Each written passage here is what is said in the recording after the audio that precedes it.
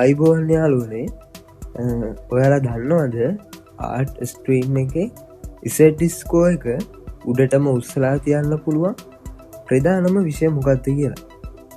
ඒ තමයි ජියෝග්‍රෆි භූගෝල විද්‍යාව කියන්න. ගොඩක් අය හිතන් ඉන්නේ මේකේ පාඩම් කරන්න ගොඩක් දේවල් තියෙනවා කියලා. හැබැයි අද මම මේ වීඩියෝකින් වලට දෙන ප්ලෑන් එක ෆලෝ කරොත් අනිවාර්යෙන්ම ඔයාට පුළුවන් මේ පාර ඒකක් ෂුවර් කරගන්න. ඉතින් මේ වීඩියෝ එක ඔයාගේ ජීවිතේ වෙනස් කරයි කියලා බලාපොරොත්තු වෙනවා. අපි බලමු කොහොමද මේ ගේම ගහන්නේ කියලා.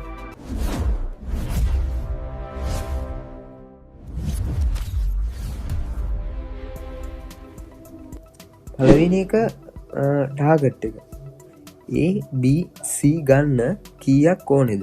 අපි ඒකට වැඩ කරන්නේ කොහොමද කියලා බලමු. ඔයාලා පාඩම් කරන්න කලින් දැනගන්න ඕනේ ඔයාගේ ටාගට් එක මොකක්ද කියලා. පහුගිය අවුරුදු වල ලකුණු රටාව එක්ක බැලුවම මේ පාර දල වශයෙන් මෙහෙමයි ලකුණු ඕන වෙන්නේ. හරිද? ඒ සාමාර්ථයක්. ආර්ට් කරන ළමෙක්ට කැම්පස් යන්න නම් ජියෝග්‍රෆි වලට ඒකක් තියෙන්නම ඕන. MCQ 50න් 40ක් හරියට ගැහුවොත් ඒ කියන්නේ එතනින් ලකුණු 40ක් කෙලින්ම එනවා.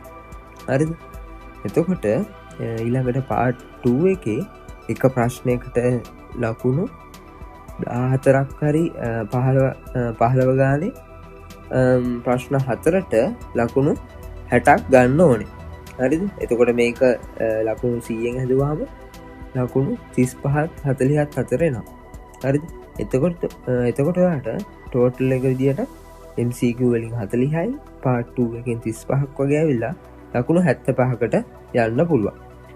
හරිද? ඊට වැඩි කරන්න පුළුවන් නම් හොඳයි.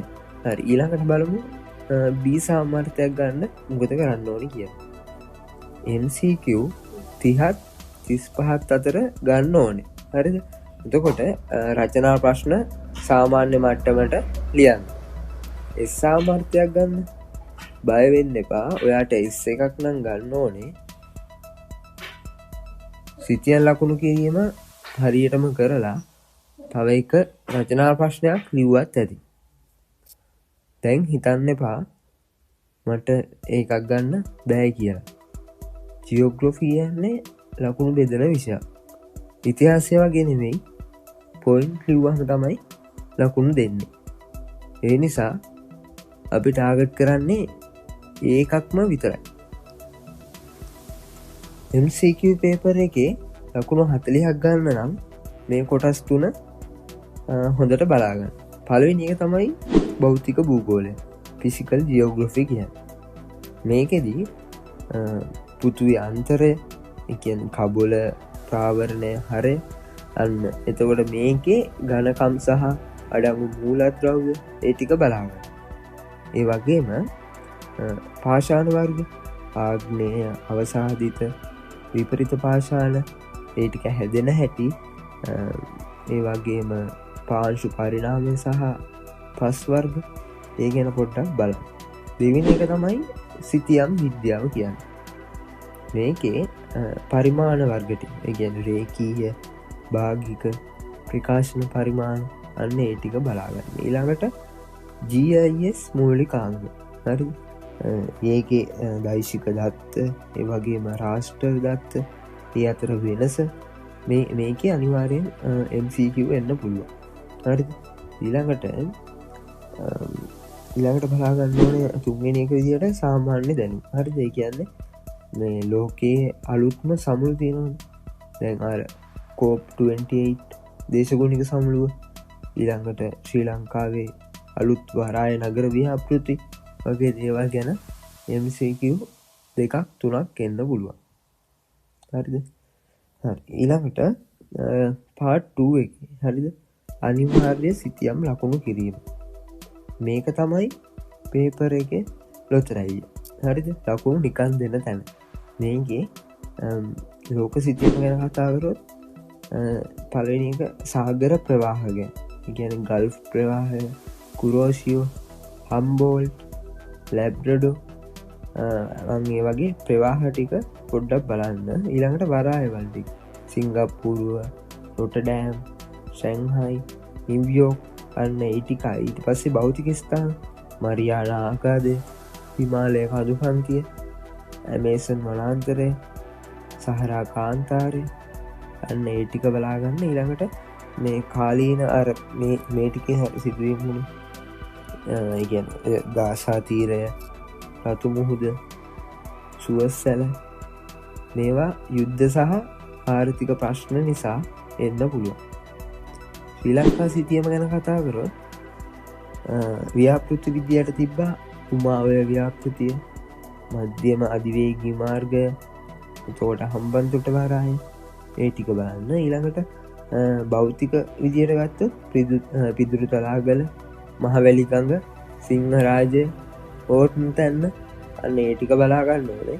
කෘෂිකාර්මික විදියට ගත්තොත් වී වගා කරන ප්‍රධාන දිස්ත්‍රීක පොළොන්නරුව අම්පාර වගේ. ඊට පස්සේ තේ වගා කලාප ගැන පොඩ්ඩක් බලන්න. ඊළඟට පාර්ට් 2 එකේ රචනා ප්‍රශ්න. මේකේ ප්‍රශ්න 4ක් තෝරගනිද්දී ලේසිම ප්‍රශ්න ටික මම කියන්නම්. මේ මාතෘකා 4න් ප්‍රශ්න අනිවාර්යෙන් එනවා. හරිද? එතකොට පළවෙනි එක තමයි භූ රූප විද්‍යාව. හරිද? මේකෙදී ගංගා ක්‍රියාවලිය එහෙම නැත්නම් වෙරළ කාදනය මේවා නිසා ඇතිවන භූ රූප, ඒ කියන්නේ දිය ඇලි, ගංගා, මෝය, ඩෙල්ටා. හරිද? වෙන්න මේවට අනිවාර්යෙන් රූප සටහන් අදින්න ඕනේ. හරිද? පැන්සලෙන් ඇඳක් කමක් නැහැ. දෙවෙනි එක තමයි දේශගුණ. ගෝලීය උණුසුම ගැන පොඩ්ඩක් කතා කරමු. ඒක හේතු සහ ප්‍රතිඵල, ඒ කියන්නේ කාබන් විමෝචනය, මුහුදු මට්ටම ඉහළ යාම වගේ දේවල් එන්න පුළුවන්. හරිද? ඊළඟට වැසි වර්ග ගැන කතා කරොත් සංවහන වැසි, වාහ ධාරා වැසි ගැන රූප එක්ක විස්තර කරන්න එන්න පුළුවන්. තුන්වෙනි එක තමයි මානව භූගෝලය. ජනගහනය ගැන කතා කරොත් ලෝක ජනගහනය වර්ධනය සහ ශ්‍රී ලංකාවේ වයස්ගත වන ජනගහනය. මේ කියන මාතෘකාව මේ පාරත් හරිම වැදගත්. ඊළඟට සංක්‍රමණ ගැන කතා කරොත් බුද්ධි ගලනය. හරිද? මේකේ ලංකාවේ උගත් අය රට යන එක ඒක ගැන ප්‍රශ්නයක් එන්න ලොකු ඉඩක් තියෙනවා. හතරවෙනි එක කතා කරොත් ප්‍රායෝගික භූගෝලය. මේ ප්‍රශ්නය තෝරගන්න බය වෙන්න එපා. ලකුණු දෙනවා හැටි. GIS වල වාසි GPS පාවිච්චි කරන අවස්ථා කියන්නේ Google Map, Uber වගේ. හරිද? ඊට පස්සේ දුරස්ත සංවේදනයේ මූලික කොටස් ටික බලා ගන්න ඕන. හරි. අන්තිමට කියන්න තියෙන්නේ ජියෝග්‍රැෆි පේපර් එකේ අකුරු විතරක් ලියලා ඒ ගන්න බෑ. පුළුවන් හැමතැනම පොඩි සිතියමක්, ප්‍රස්ථාරයක්, එහෙමත් නැත්නම් රූපයක් අඳින්න. හරිද? ඊළඟ එක තමයි රචනා ලියද්දී දිග ඡේද ලියන්න එපා. කරුණු දියට ලියන්න. කාලය ගැන කතා කරොත් පළමු පැය භාගය සිතියම් වලට ගන්න. ඉතුරු පැය 2:00 රචනා ප්‍රශ්න 4ට බෙදා ගන්න. විනාඩි 35 ගන්න.